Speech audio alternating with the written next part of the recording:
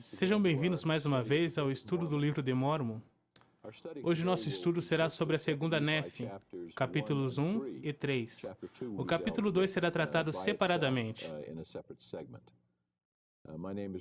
Meu nome é Robert Millett, sou membro do Departamento de Escrituras Antigas e fico feliz por estar acompanhado por três pessoas que adoro: Thomas Wimett, Victor Ludlow e Stanley Johnson, todos membros do mesmo Departamento de Escrituras Antigas. Cavalheiros e irmãos, como transição do nosso último debate, para este voltemos ao capítulo 22 para um breve comentário. Tom, nos leve de onde viemos até o último versículo, e então nos guie até o segundo Nefe. O que Nefe acabou de fazer no final de primeiro Nefe foi dar-nos parte de Isaías. Também deu-nos Enoque, Zenos e mostrou-nos quantas pessoas profetizaram do Messias. Agora ele concluirá essa parte e passará especialmente para as palavras de seu pai. Por que você não prossegue e lê o versículo 31? Estamos em 1 Nefe 22. Não deveis, portanto, supor que eu e meu pai fomos os únicos a testificá-las e ensiná-las. Portanto, se fordes obedientes aos mandamentos e perseverardes até ao fim, sereis salvos no último dia, e assim é. Amém. Ótimo resumo, não acham? Guarde os mandamentos e persevere até o fim. Nas palavras de Elder Ballard, temos que guardar os mandamentos até que estejamos seguramente mortos. E então seguimos para o segundo Nefe, o segundo livro de Nefe. E teremos um pouco de história aqui. Mas por volta do capítulo 5, mudamos de história para pura doutrina, não é? Nefe levou a sério, quando foi ordenado pelo Senhor, a ocupar essas placas com coisas sagradas. Anteriormente, quando ele falou a respeito das placas e destas placas, ele disse que continham o ministério e profecias. Então, esses serão nossos focos neste capítulo. Mais do que qualquer outra coisa em 2 Nefe. Neste livro inteiro. Notamos em 2 Nefe 1:4 que Jerusalém tinha sido destruída. Então, em que ano estamos, Victor? Tem que ser depois de 586. Certo, alguma época depois de 586. Mas apesar disso, no versículo 5, ele nos lembra que recebemos uma terra de promissão, uma terra escolhida acima de todas as outras. Uma terra que, segundo o convênio que o Senhor fez comigo, será uma terra para a herança de minha posteridade. Sim, o Senhor concedeu a terra por convênio a mim e a meus filhos para sempre e também a todos que forem tirados de outros países, pela mão do Senhor. Vamos nos lembrar do fato de quando se fala da dispersão de Israel. Na maioria das vezes, Israel foi dispersa por desobediência. Quando rejeitaram o Messias, quando rejeitaram o Evangelho, mas há uma dimensão positiva para a dispersão, que é quando o Senhor move indivíduos ou grupo de pessoas para diferentes partes do mundo propositadamente, como ele fez com a colônia leíta, para cumprir com o convênio abraâmico, levando a sua influência a todo lugar. E são como fermento em meio aos gentios. Acho que podemos incluir que não apenas a mistura gentil-israelita se dispersou na Europa, ou de quer que estejam, mas sabemos depois que o grupo de Leí veio para cá e os molequitas surgiram. Posteriormente, sabemos dos espanhóis, portugueses e outros, os puritanos. Penso que há uma justificativa aqui, de que ninguém é trazido a esta terra a não ser pela mão do Senhor, mesmo que não sejam nas melhores das circunstâncias, como servos ou escravos. Ainda assim são trazidos a esta terra, onde terão a oportunidade de fazer parte de uma nação maravilhosa, se assim quiserem. E isso é o que ele está destacando nos próximos versículos. De fato, se fôssemos olhar adiante e ir ao capítulo 10, eu acho, que outra promessa temos? O Senhor não está apenas protegendo esta terra, ele diz algo mais. Bom, de que esta terra não terá reis, ou não haverá reis. Não haverá reis nessa terra. Essa é uma promessa muito importante. Podemos sentir que o Senhor não fica entusiasmado com reis iníquos, e que, em geral, ele fica um pouco preocupado com reis, a não ser que o rei seja Cristo. Então, neste capítulo de abertura, Leí está praticamente dando a Deus, porque sabemos que ele nos deixará no capítulo 4. Mas vamos retornar ao capítulo 1, segundo Nefe, no versículo 13. Stan, você pode começar daí? Ele está tentando falar especialmente. Conseguimos vê-lo implorando aos seus filhos rebeldes. Comece do 13, se puder, e leia até o 15. Certo. Oh, quisera que acordasseis de um profundo sono, sim, do sono do inferno, e sacudisseis as pavorosas correntes que vos prendem, que são as correntes que prendem os filhos dos homens, de modo que são levados cativos ao eterno abismo da miséria e da dor. Despertai e levantai-vos do pó, e ouve as palavras de um pai trêmulo, cujos membros logo poreis na fria e silenciosa sepultura da qual nenhum viajante pode retornar. Uns dias mais e irei pelo caminho de toda a terra, mas eis que o Senhor redimiu minha alma do inferno. Eu contemplei a sua glória, estarei eternamente envolvido pelos braços do seu amor. Vamos falar sobre o conceito despertai por um momento. Como ele implora despertai, despertai, ele fará novamente no versículo 23. Despertai, meus filhos, cingi a armadura da retidão. O que ele está tentando mostrar, Vicky, do seu ponto de vista? Bom, temos algumas coisas aqui. Primeiro de tudo, ele está chamando nossa atenção, dizendo, isso é importante. Mas ele também usa simbolismos aqui. No versículo 13, ele fala sobre as correntes que prendem os filhos dos homens. No versículo 14, faz alusões ao cativeiro da morte e tudo mais. Mas no versículo 15, o Senhor pode salvar nossas almas. E depois, passando para o versículo 23, onde temos, despertai, novamente. Como seremos salvos de tudo isso? Cingi a armadura da retidão. As correntes e armaduras são de material pesado. As correntes se restringem. Porém, a armadura te protege, dando-te mobilidade. Se você cruzar a referência com Jacó em 2 Nef 9, versículo 14, ele nos diz que, se você continuar a vestir a armadura da retidão, haverá um dia que poderá trocá-la por mantos de retidão. Muito mais leve. Muito mais confortável, especialmente em um dia de frio, inverno ou algo assim. Mas há vezes que precisamos vestir a armadura da retidão. Então acorde e preste atenção aqui. Essas são coisas absolutamente importantes de serem lembradas. Também penso que ele está tentando retratar uma experiência para eles. De um lado, há o cativeiro, como Vicky diz, ser acorrentado, amarrado. Mas então ele diz, mas eu experimentarei uma liberdade, sendo amado, envolvido, redimido. E acho que ele quer que eles vejam isso, que pelo que você está passando, a raiva, a frustração na família, compare com o que tenho. Note que no versículo 15 em especial, ele usa verbos no passado. Me redimiu, contemplei a sua glória, estive envolvido. Você não gostaria de estar assim? Despertai, veja o que consegui, veja o que Nef tem, essa alegria que experimentamos. Sabe que eu também acho lindo? É que esta é uma mensagem que o mais fiel e digno indivíduo deve ouvir regularmente, que é... Vocês se lembram anos atrás quando o presidente Kimball disse aos santos, paramos nos lugares mais elevados por tempo suficiente? Isso me preocupa, porque o que isso me diz é que progredimos espiritualmente e nos elevamos a um plano espiritual. E se realmente estivermos em sintonia e tivermos o Espírito, vamos apenas ficar lá até que o Espírito comece a nos cutucar. Mexa-se, suba mais um pouco. Eu acho que é uma doença que nos aflige nesses dias, complexo do século XXI, o que é obviamente um pecado que nos envolve, que são pecados da distração e preocupação, que nos privam de apreciar o tipo de união espiritual que Leí apreciava tão belamente ao ser eternamente envolvido pelos braços do seu amor. Eu estava pensando em uma coisa.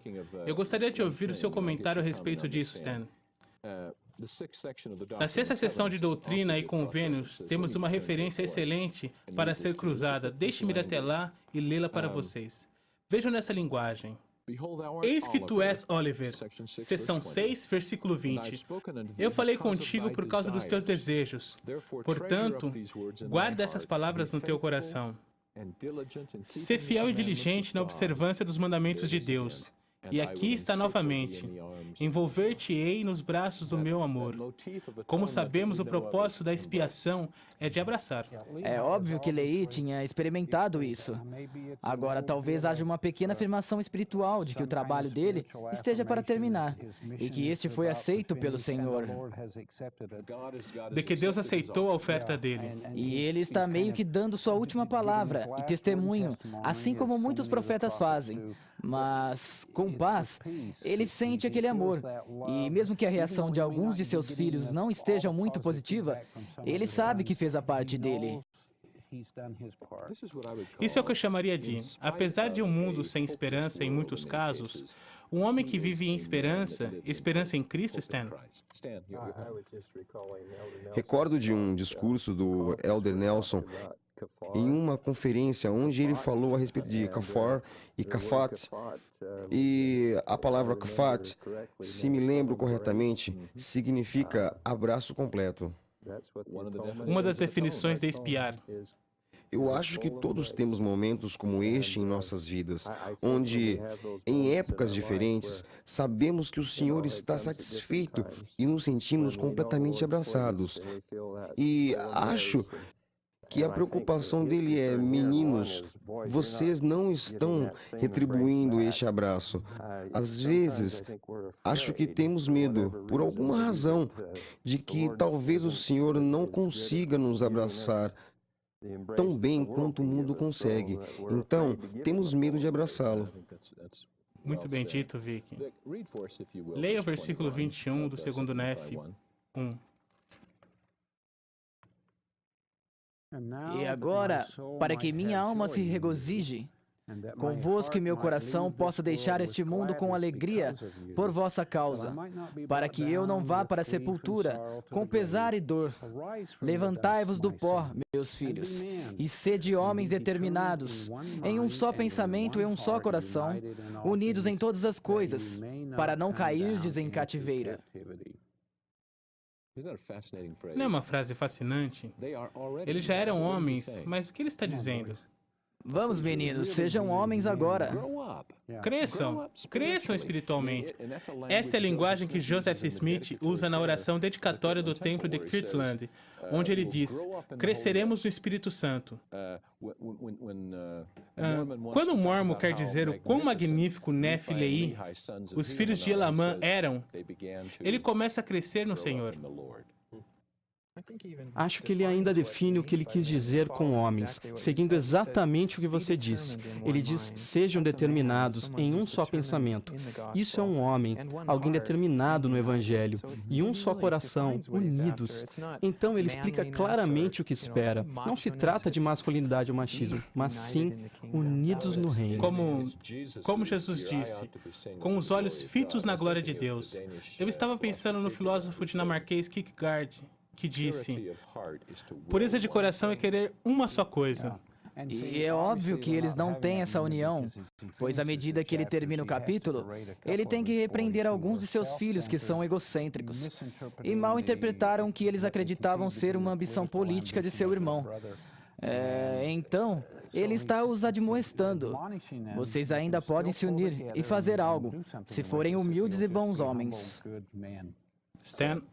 Me lembro também, e tenho certeza que vocês estavam lá, ou ao menos ouviram, quando o presidente Benson, em uma reunião do sacerdócio, dirigindo-se aos homens, os encorajava a casarem-se no momento certo, no período correto, e ele usou esses versículos. É realmente um chamado a ser homens de Cristo.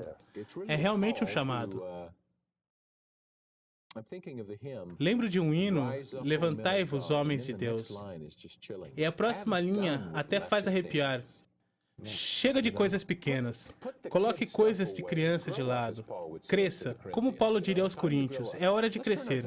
Vamos dar uma volta ao capítulo 3. Um pouco do contexto nesse aqui. Parece que o que temos aqui é Leí falando ao seu filho Joseph, o mais novo. O que ele faz? Ele recita.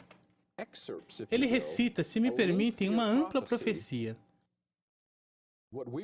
que conhecemos como tradução de Joseph de Gênesis 50, as profecias de Joseph de antigamente. Porém, ele parte de citações daquela profecia e as dá diretamente ao seu filho Joseph. Vou citar seu homônimo para você. Vou lhes contar o que o seu homônimo ensinou. Dessa forma, se torna um capítulo muito, muito importante. Também gostaria que tivéssemos em mente o que sempre fico a pensar. O que será que Joseph Smith sentiu à medida que traduzia este capítulo? Oh, eu sempre fico a pensar nesta mesma coisa, sim. Especialmente no versículo 15, onde ele vê seu próprio nome aparecer. Oh, sim, o nome do seu pai. Bom, vamos começar. Se pudermos com o versículo 6, 7 e 8. Tom, leia para nós. Porque José verdadeiramente testificou, dizendo: O Senhor, meu Deus, levantará um vidente, que será um vidente escolhido para o fruto de meus lombos. Não vamos prosseguir até que entendamos. Vamos compreender este ponto juntos. O que estamos falando quando dizemos um vidente? Literalmente significa aquele que vê, mas é um sinônimo de profeta. Aquele que vê do começo ao fim, e está implícito que eles não somente veem, como ajudam para que aconteça. Acho que no final de Mosias, não é? No capítulo 8, onde temos um rei clamando a Amon. Nossa, um vidente é maior do que um profeta? E Amon diz que um vidente é um profeta e também um revelador. Eu estava pensando em outra definição.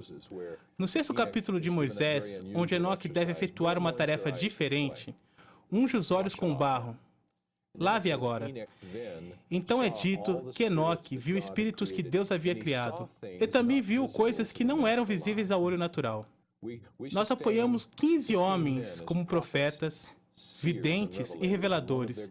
E um dos grandes dons que possuem, certa vez Elder Aaron disse a um grupo que profetas têm um terrível senso de tempo. Sempre desejam falar coisas antes que elas aconteçam. Eu sempre penso, ótimo. Agradeço aos céus que eles podem ver depois da curva, adiante na estrada e nos dizer o que está por vir. Eles apenas adoram o que disse. Eles veem coisas que nós não vemos. Quem poderia antecipar os ataques à família no início dos anos 60? E o que temos sofrido por 20 anos, quando a noite familiar foi recomendada? Mais uma vez. Querem que eu dê uma demonstração disso? Meu aconselhador de dissertação na Universidade de Brandeis tinha licença anual múltipla, milhões de dólares, para estudar a comunidade judaica americana, cujo tamanho é o mesmo do que a comunidade sud-americana. Certa vez, fui visitá-lo em Boston, e ele contou alguns problemas que a comunidade judaica americana enfrentava. Ele me disse: Victor, nós adoraríamos ter os problemas que vocês mormons têm. Tentar reunir adultos o suficiente para o acampamento de moças ou dos escoteiros e todas as capelas que estamos construindo, esse tipo de coisa. Mas ele falou especificamente sobre os problemas com famílias e membros sentindo-se alienados. Eu sugeri, bom, se eles se sentem assim, que é um rabino e centenas de membros na congregação, por que alguns dos élderes da congregação não vão visitar esses membros? Ou por que não designar uma noite de semana para que as famílias se reúnam? Ele sorriu e disse: Eu conheço vocês, mormons. Eu sei a respeito de seus mestres, familiares e reunião familiar. Mas eis o ponto crítico. Isso aconteceu nos anos 80, e ele disse: É tarde demais. Nós precisávamos disso há 20 anos atrás. E agora que você acabou de dizer isso, foi na mesma época que recebemos a ênfase dos profetas e videntes. E eles nos deram as respostas antes dos problemas. Antes que as perguntas fossem feitas. Antes que as perguntas fossem trazidas. Então não basta ser um vidente. Não é nada mal ser um vidente. Mas ele é um vidente escolhido? Continue no versículo 7. Sim, José verdadeiramente disse: Assim me diz o Senhor, um vidente escolhido levantarei eu do fruto de teus lombos, e gozará de grande estima entre o fruto de teus lombos. A ele ordenarei que faça trabalho para seus irmãos, o fruto de teus lombos, que lhe será de grande benefício, levando-os a conhecer os convênios que fiz com teus pais. Me veio à mente, lembra quando lemos no primeiro Nef 13, a respeito da perda não somente puras e preciosas verdades, mas também de muitos convênios do Senhor?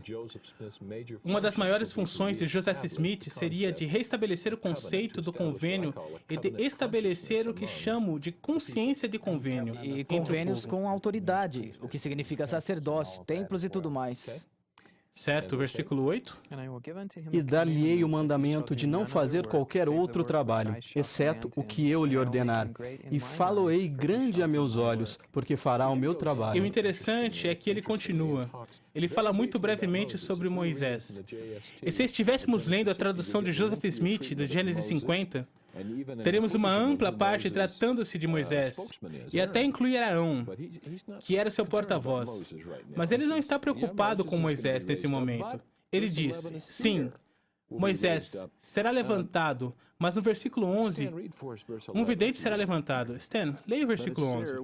Suscitarei, porém, um vidente do fruto de teus lombos, e a ele darei poder para revelar minha palavra, a semente de teus lombos, não somente para revelar a minha palavra, diz o Senhor, mas para convencê-los da minha palavra, que já lhe terá sido declarada.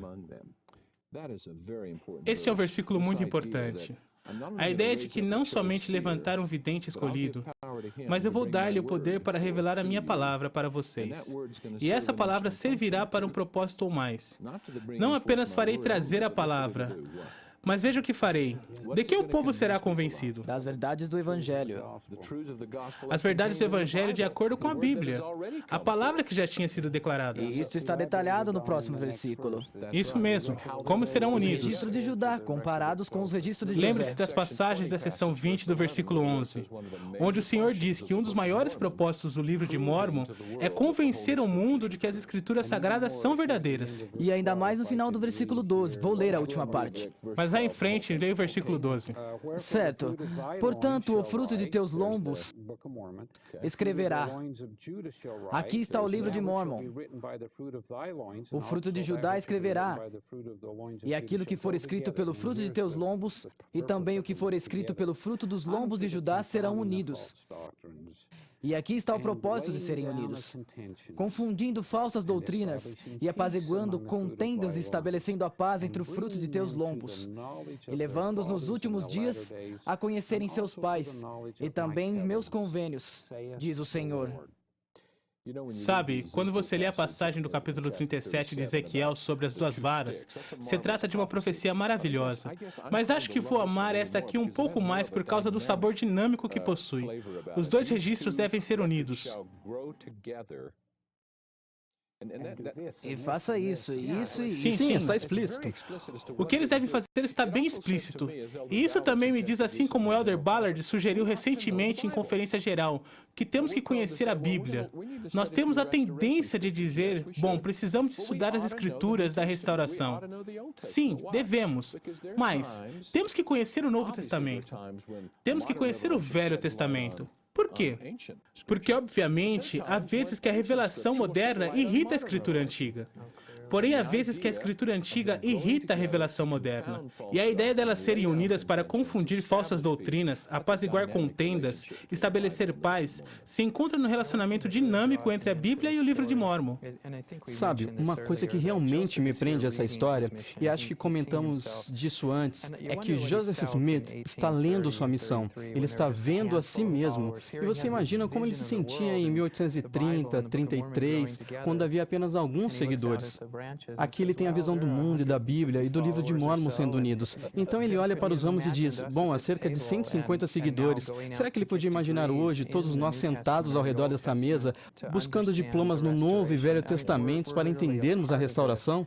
Literalmente fazemos parte disto. Naquele dia era difícil dele imaginar 13 milhões de pessoas. Você se lembra quando o Elder Parker discursou em conferências sobre as novas escrituras e o valor delas para nós? Ele citou essa passagem da escritura e falou a respeito de um outro meio delas serem unidas. Olhe para a tríplice, ou para o rodapé da Bíblia. O que vemos? Vemos apenas coisas da Bíblia, ou coisas triplicadas, mas vemos tudo junto. Agora só temos um minuto, então vamos observar onde diz, ele será chamado. No versículo 15. Será semelhante a mim, e será chamado pelo nome de seu pai.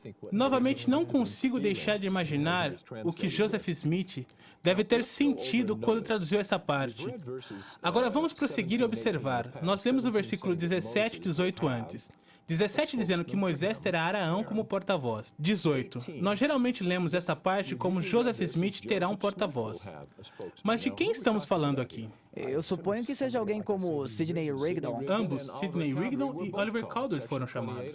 Na seção 28, Oliver Cowdery é indicado como porta-voz. Anos depois, Sidney Rigdon tornou-se o porta-voz. Posso sugerir como uma segunda interpretação disso o que Elder Bruce deu em uma segunda testemunha para regras de fé. Ele lê desta maneira. Ele não discorda das nossas interpretações tradicionais, mas ele diz, se lêssemos dessa maneira, versículo 18, Eu, Senhor, também me disse, eu suscitarei um homem para o fruto de teus lombos, Mormon, e para ele prepararei um porta-voz, Joseph Smith. E eis que o Mormon farei escrever o relato do fruto de teus lombos, o que é exatamente o que o Mormon fez. Para o fruto de teus lombos e o porta-voz de teus lombos, Joseph Smith, anunciá-lo-á. Não é interessante? Isso se encontra em uma nova testemunha para regras de fé, páginas 425 e 426. Bom, finalmente, vamos apenas observar o versículo 23 para concluir. Portanto, por causa desse convênio és abençoado por tua semente, falando de Joseph. Não será apenas destruída, pois darão ouvidos à palavra do livro. E assim concluímos com essa profunda apreciação pela vinda, pelo chamado e profecias concernentes ao grande escolhido vidente Joseph Smith, e particularmente ao poder de salvação que virá através do livro de Mormon.